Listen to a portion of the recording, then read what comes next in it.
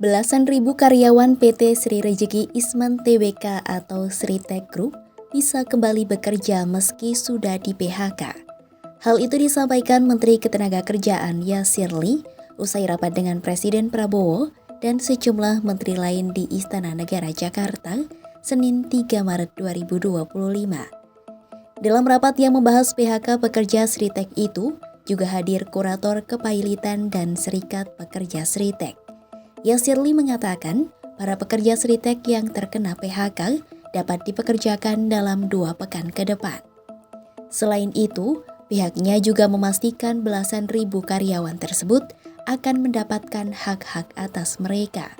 Kementerian Ketenagakerjaan juga mengapresiasi berbagai komitmen dan langkah yang dilakukan oleh kurator seperti yang tadi sudah disampaikan, bahwa dalam 2 minggu ke depan pekerja akan dipekerjakan kembali.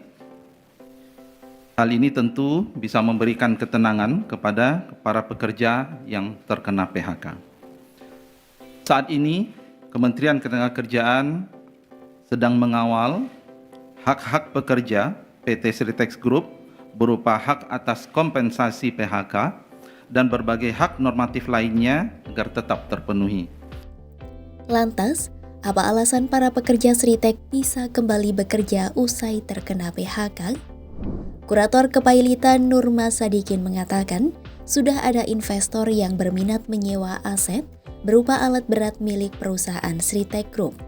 Opsi sewa alat berat itu dibuka untuk meningkatkan harta perusahaan yang dinyatakan pailit. Selain itu, langkah tersebut juga dilakukan untuk menjaga agar nilai aset yang dimiliki perusahaan tidak turun. Pengumuman soal pihak penyewa alat berat itu akan disampaikan dalam 2 minggu ke depan. Adanya investor baru yang menyewa alat berat PT Sritek Group diharapkan bisa menyerap para karyawan Sritek yang menjadi korban PHK. Yang mana kami juga sudah berkomunikasi dan sudah ada juga yang investor yang menghubungi kurator dan kita sudah dalam proses komunikasi yang mana dalam 2 minggu ini kurator akan memutuskan siapa investor yang akan menyewa terhadap aset Sritek, yang mana ini akan menyerap tenaga kerja, yang mana juga ini bisa karyawan yang telah terkena PHK dapat di-hire kembali kemudian oleh penyewa yang baru. Nantinya, PT Sritek akan berganti nama apabila sudah memiliki pemilik atau investor yang baru. Selama proses lelang, para karyawan PT Sritek yang terkena PHK akan dipekerjakan kembali secara sementara.